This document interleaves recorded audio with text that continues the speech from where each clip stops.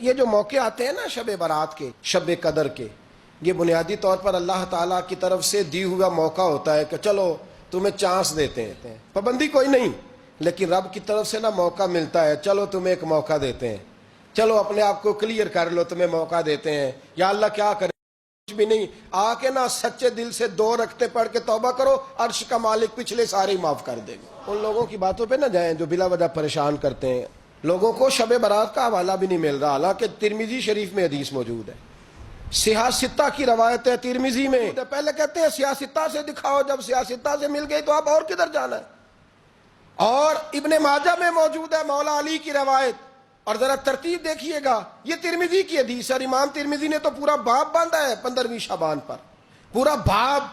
اب تمہاری مرضی ہے اگر تم نئی بات کو سمجھنا چاہتے، لیکن میں نے پہلے بھی کہا تھا، پھر کہتا ہوں، اگر ہمیں کوئی شخص کہتا ہے کہ شب برات کو اٹھ کے نفل نہ پڑھو، تو بھائی نفل ہم نے پڑھنے اللہ کی رضا کے لیے، ہمیں کسی بندے سے ڈگری لینے کی ضرورت نہیں، نہ تو ہمارے اور رب کے درمیان معاذ اللہ کوئی وسیلہ ہے کہ تو کہے گا تو پڑھیں گے، جب دل کرے گا پڑھیں گے، اور جتنے دل کرے گا پڑھیں گے۔ ہم تو نفل کہہ رہے ہیں اس کو، ہم نے کب کہا ہے ضروری ہے جو عشاء پڑھ کے سو جائے فجر تک سویا رہے، ہم اس کو گناہ گار نہیں کہہ رہے، لیکن یہ ضرور کہیں گے کہ گولڈن چانس مس کر دیا اس نے، چانس مس کیا ہے، یہ تو اللہ کی رحمت کا موقع تھا۔ حضرت سیدہ عائشہ صدیقہ رضی اللہ تعالی عنہا ارشاد فرماتی ہیں کہ شعبان کی 15ویں رات تھی، یعنی شب برات کی رات، فرماتی ہیں شعبان کی 15ویں رات تھی، میں نے اچانک نظر ڈالی تو حضور میرے بستر میں تھے، پھر میری نظر پڑی تو حضور نہیں تھے، میرے دل میں گمان آیا، خیال آیا کہ شاید کسی اور زوجہ کی طرف حضور کا میلان تباہ ہو گیا ہو، وہاں تشریف لے گئے ہوں۔ فرماتی میں اٹھی باہر گئی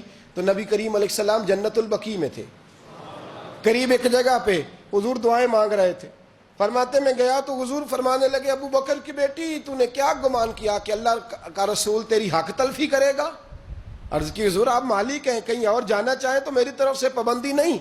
کہتی ہے وہاں کھڑے کھڑے میرے رسول کریم نے بیان فرمایا، یہ ترمذی کے لفظ ہیں، حضور نے فرمایا عائشہ یہ شعبان کی 15ویں رات ہے، مدینے میں سب سے زیادہ بکریاں بنو کلب کا قبیلہ پالتا تھا، فرمایا آج کی رات بنو کلب کے قبیلے کی بکریوں کی تعداد کے مطابق اللہ میری امت کے لوگوں کی بخشی فرما دے گا۔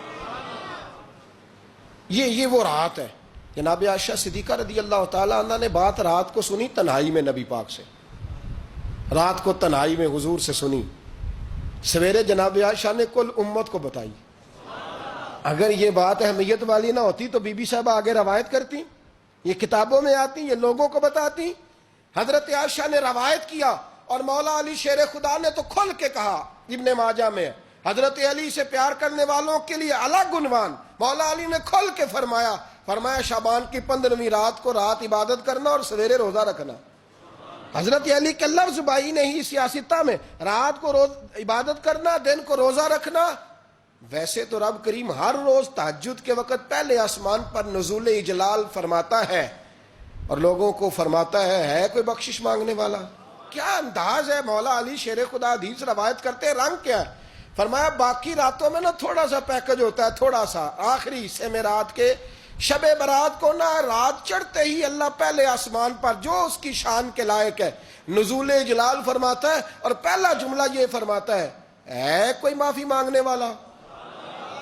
اللہ کرے آپ کو سمجھ آئے، یعنی معافی دینے والا کہہ رہا ہے چلو آؤ ادھر آؤ ذرا معافی مانگو، میں معاف کرنے آیا ہوں، مانگو معافی، ہے کوئی معافی مانگنے والا؟ معاف کر دیں گے۔ اور آپ فرماتے ہیں ہے کوئی رزق مانگنے والا؟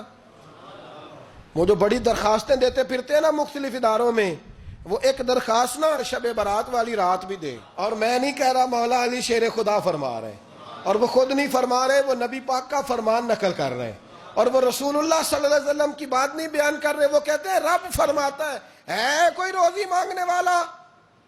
سارے سیٹھوں نوابوں جاگیرداروں کے پاس جا جا کے تھک گئے ہو، ایک دن میرے کہنے پر، ایک رات، ایک دیہڑی ذرا شب برات والی لگا کے تو دیکھو۔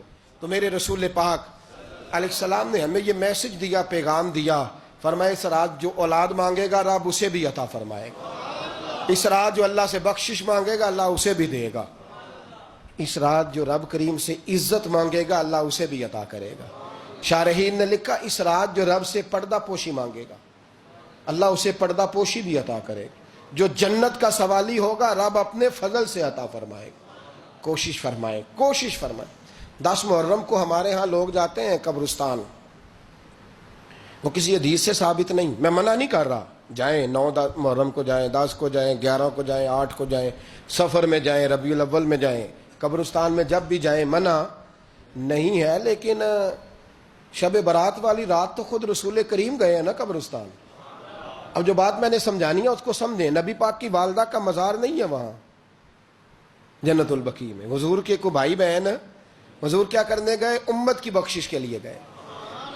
شب برات کی رات لالچی نہ بنے کہ صرف میں نے اپنے لیے روزی مانگنی ہے. کل امت کے لیے مانگے رب کریم سے. مانگے اپنے بھائی کے لیے، مانگے اپنی بہن کے لیے، مانگے اپنے بیٹے کے لیے، مانگے اپنی بیٹی کے لیے، مانگے اللہ کریم. یہ مانگنے کی رات ہے. پچھلی راتی رحمت رب دی کرے بلند آوازہ، بخشش منگن واریاں کارن کھلا جے دروازہ. آئیں اللہ کی بارگاہ میں اس رات کو کھل کے دعا مانگیں.